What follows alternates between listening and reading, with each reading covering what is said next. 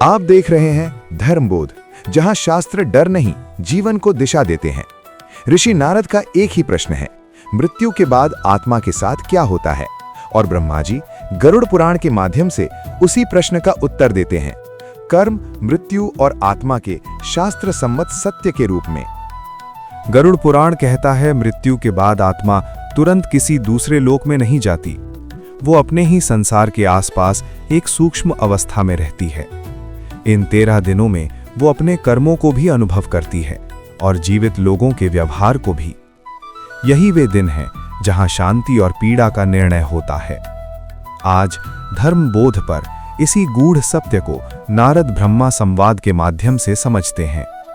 और तब नारद जी पितामह ब्रह्मा से पूछते हैं, पितामह, मनुष्य मृत्यु से सबसे अधिक भयभीत रहता है, पर क्या मृत्यु स्वयं भयावह है या उसके बाद की अवस्था? नारद, मृत्यु एक क्षण है, पर उसके बाद जो होता है वही आत्मा की सबसे कठिन परीक्षा है। गरुड़ पुराण कहता है, मृत्यु के बाद आत्मा तुरंत मुक्त नहीं होती, वह एक ऐसी अवस्था में प्रवेश करती है जहां न वह जीवित होती है न मृत। जब आत्मा शरीर छोड़ती है तो उसे क्या अनुभव होता है? जब प्राण शरीर से हटते हैं तो आत्मा अपने ही शरीर को निश्चल पड़ा हुआ देखती है। वह देखती है कि जिस शरीर के साथ उसने सुख भोगे, कष्ट सहे, वही अब उसका नहीं रहा। ये बोध आत्मा के लिए अत्यंत पीड़ादायक होता है। पितामह, क्या ये सत्य है कि आत्मा अपने घर के आसपास रहती है? हाँ नारद, गरुड़ पुराण स्पष्ट कहता है, मृत्यु के बाद आत्मा अपने घर, आंगन और प्रिय स्थानों के आसपास रहती है। वह देखती है परिजनों को रोते हुए, कभी हंसते हुए, कभी आपस में झगड़ते हुए, पर वह कुछ कह नहीं सकती।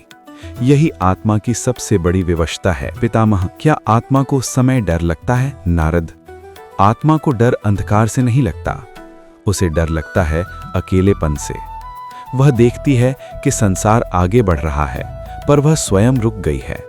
ये अनुभव गरुड़ पुराण में अत्यंत भयावह बताया गया है। शास्त्रों में 13 दिन ही क्यों बताए गए हैं? क्योंकि नारद, ये 13 दिन आत्मा के लिए संक्रमण काल होते हैं।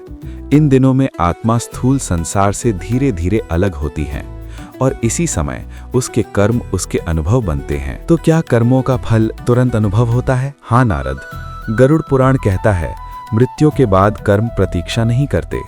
जिसने जीवन में हिंसा, छल, लोभ और अहंकार पाला हो, उस आत्मा को इन 13 दिनों में भय, भ्रम और अशांति का अनुभव होता है। और जिसने धर्म और करुणा को अपनाया हो, उसके लिए ये दिन शांत होते हैं। पितामह, क्या इन दिनों जीवितों का व्यवहार आत्मा को प्रभावित करता है? नारद, बहुत गहराई से। यदि परिजन श्राद्ध, पिंडदान और स्मरण श्रद्धा से करते हैं तो आत्मा को संतोष और शांति मिलती है। पर यदि इन दिनों झगड़े होते हैं, लोभ बढ़ता है या मृतक को भुला दिया जाता है, तो आत्मा अत्यंत अशांत हो जाती है। लोग मानते हैं कि रोना प्रेम है, क्या ये आत्मा को शांति देता है? नारद, गरुड़ पुराण कहता है, अत्यधिक विलाप आत्मा को शांति नहीं देता। जब आत्मा अपने प्रियजनों को अत्यधिक रोते देखती है तो उसे लगता है कि उसके कारण दूसरे दुखी हैं। ये बोध उसकी पीड़ा बढ़ाता है। और यदि पिंडदान ना किया जाए तो तब आत्मा दिशाहीन हो जाती है। नारद, न वह इस लोक में रह पाती है, न अगले लोक की यात्रा कर पाती है। गरुड़ पुराण में इस अवस्था को अत्यंत कष्टकारी बताया गया है। पितामह, 13 दिन पूरे होने पर क्या होता है? तब आत्मा अपने अगले मार्ग की ओर बढ़ती है।